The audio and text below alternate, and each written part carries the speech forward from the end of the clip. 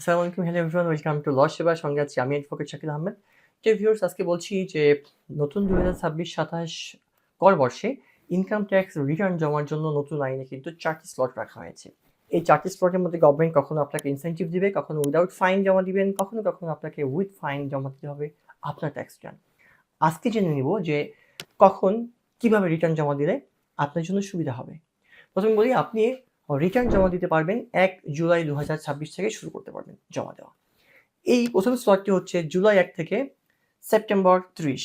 যদি আপনি ৩ মাসের মতো রিটার্ন জমা দেন, তাহলে আপনি আপনার ট্যাক্স রিটার্নের সাথে যেইটা ট্যাক্স পে করছেন, অর্থাৎ সেকশন 173(2) তে যে ট্যাক্সটা পে করছেন, সেই ট্যাক্সের 5% অথবা ২৫,০০০ টাকা, যে অংশটি কম, সেই পরিমাণ টাকা আপনি ট্যাক্স ফ্রি, অর্থাৎ আপনাকে ট্যাক্স কম দিতে হবে, ইনসেনটিভ পাচ্ছেন।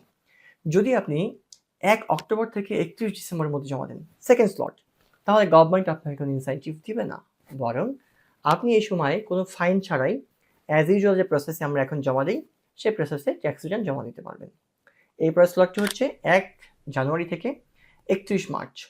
যদি আপনি এই সময়ের মধ্যে জমা দেন, তাহলে আপনাকে 173(2) তে যে রিটার্নে যে ট্যাক্সটা দিতে হয়, সেই ট্যাক্সের 2% অথবা ৩,০০০ টাকা, যেটি বেশি, সেই পরিমাণ আপনাকে এক্সট্রা ট্যাক্স জরিমানা দিতে হবে। লাস্ট স্লট হচ্ছে ১ এপ্রিল থেকে ৩০ জুন। যদি এই সময়ের মধ্যে আপনি রিটার্ন জমা দেন, তাহলে আপনাকে 5% অথবা ৫,০০০ টাকা, যেটি বেশি, সেই পরিমাণ আপনাকে জরিমানা দিতে হবে।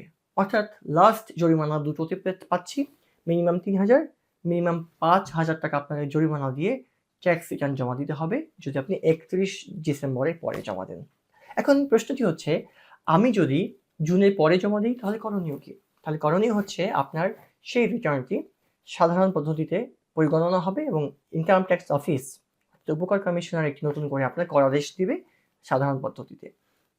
তবে যদি আপনি বিদেশি হন, অর্থাৎ বিদেশে আপনি থাকছেন, তাহলে আপনি দেশে ফেরার পরে যেদিন ফিরবেন, সেদিন থেকে ৯০ দিনের মধ্যে আপনি ট্যাক্স রিটার্ন জমা দিতে পারবেন।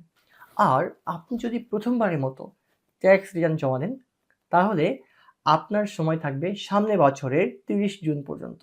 অর্থাৎ নতুন ইনকাম ইয়ার শুরু হওয়ার পর থেকে পরবর্তী ৩০ জুন পর্যন্ত আপনি সময় পাচ্ছেন রিটার্ন জমা দেওয়ার। তাই আমরা পেলাম যে সরকার আপনাকে ইনসেনটিভ দিবে যদি আপনি দ্রুত সময়ের মধ্যে রিটার্ন জমা দেন।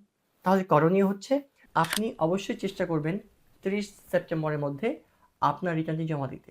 তাহলে আপনি ট্যাক্স কম পাবেন, একই সঙ্গে ইনসেনটিভ পাবেন, পাশাপাশি জরিমানা থেকে বাঁচবেন। তাই এখনই ডকুমেন্টগুলো কালেক্ট শুরু করেন এবং দ্রুত সময়ের মধ্যে একজন অভিজ্ঞ কনসালটেন্টের সাহায্য নিয়ে আপনার রিটার্নটি জমা দিন।